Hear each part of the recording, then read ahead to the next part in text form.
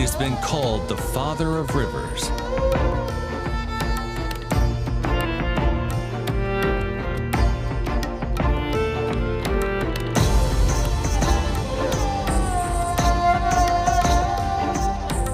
Witness the most fascinating and untold story of Sindhu, the river Indus.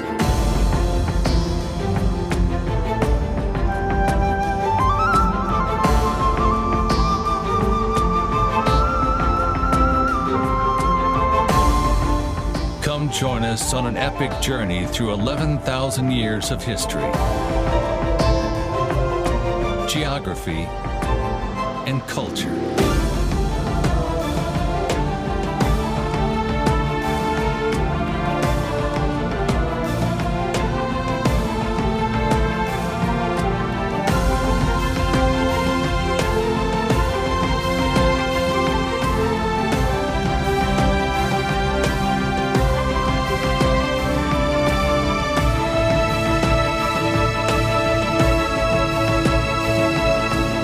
Travel with us, 2,000 miles with mighty Indus.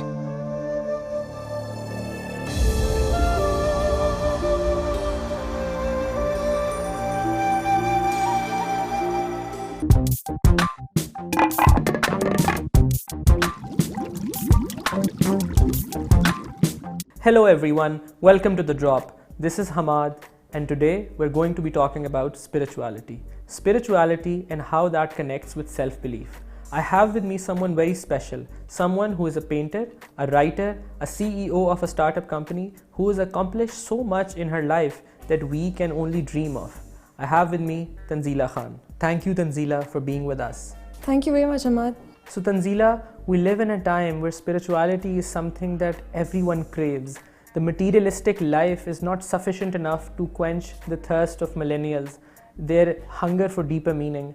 So before we expand our conversation, I would first like to ask you, what is spirituality in the eyes of Tanzila? I think for me, spirituality comes from actions and our choices. Unfortunately, we tend to believe that spirituality is some, long lost connection with God, or it is something that comes from above and all, which could be true. But I think for me, it has more to do with how we act in our daily life, what are our choices, and what do we consume. So Tanzila, we live in a time where millennials are experiencing a lack of spirituality in their lives.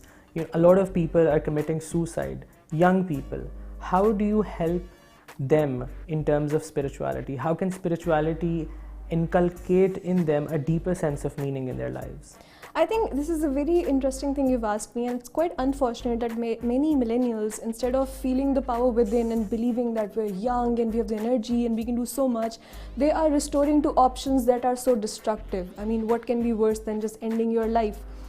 Here, I think there is a huge gap between believing in opportunities and then having a plan to go towards it.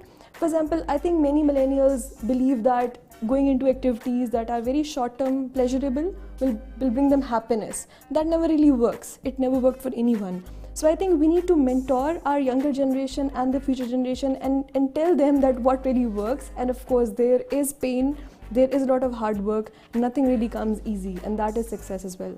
So let us now talk about self-worth.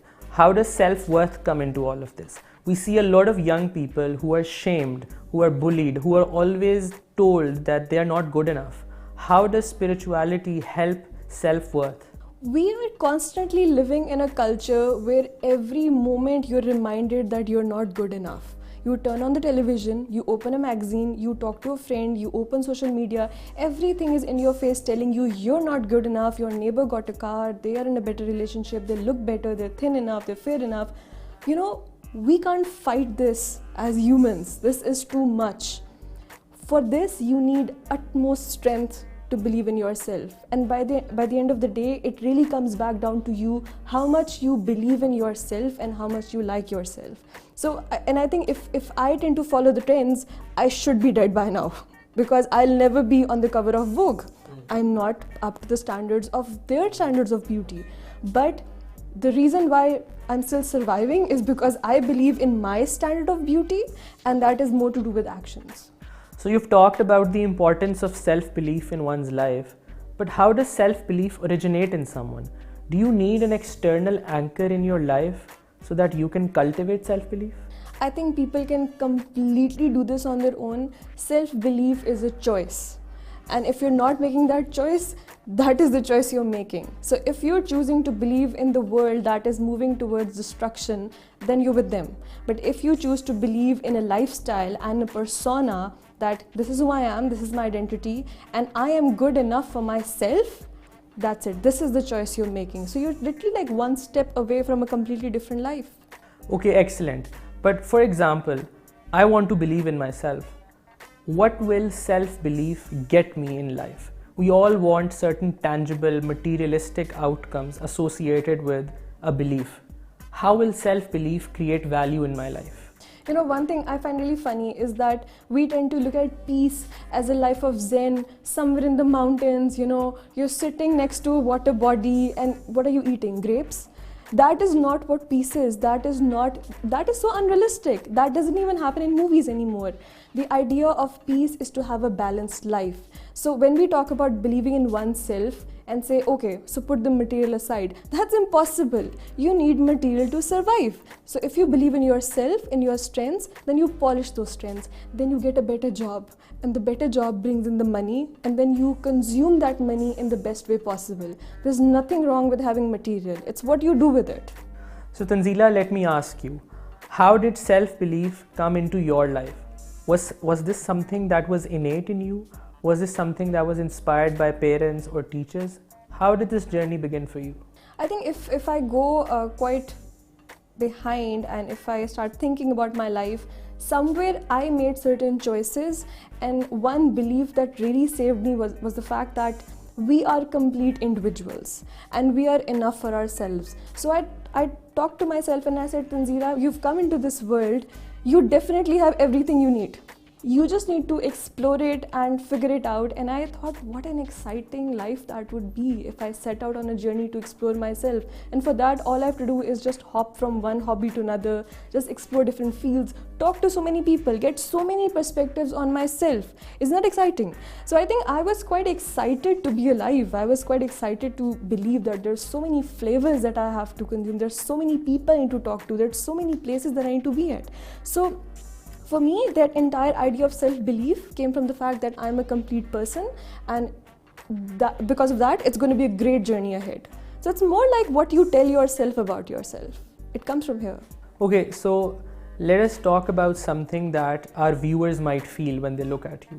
If a viewer comes here and watches this program, the first impulse that they might get is that this is a person who has experienced disability, and with that disability might have gone through a series of experiences, suffering, torment, abuse, that must have led them to this place where they started believing in themselves. Is that true? Well, one very important part is that you believe about yourself what you want to believe. So my disability part comes in, that's what the people want to believe about me, but that's not what I believe about myself. In fact, if you've asked, sometimes I forget I have a disability, and I always laugh that might get me killed someday, because this is me standing on a roof, I'm like, I'm about to fly, but that won't happen. Here's the thing, what I want everyone to understand is that you create your own beliefs for yourself and the world starts to follow. You know, you need to walk and talk and act like a king first to become a king. So let's start from us, within ourselves first, and the world follows. So Tanzila, when you share your journey with people, how do they respond? Are people receptive to what you have to share with them? Do you see positive changes coming into their lives when you share your journey of self-belief with them? I have seen behavior change towards me. For example, I wanted to be more than a king. I wanted to be a leader. I wanted to possess leadership qualities and then apply that.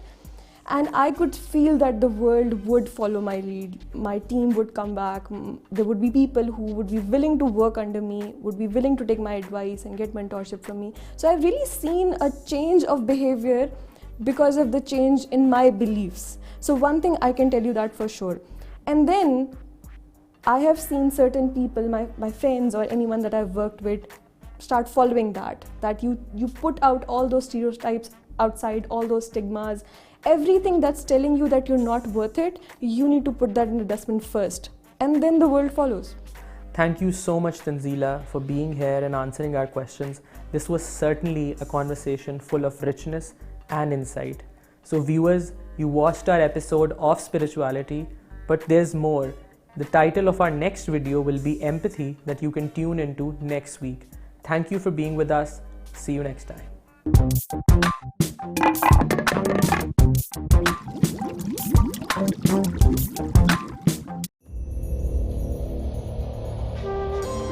It has been worshipped as a god for thousands of years.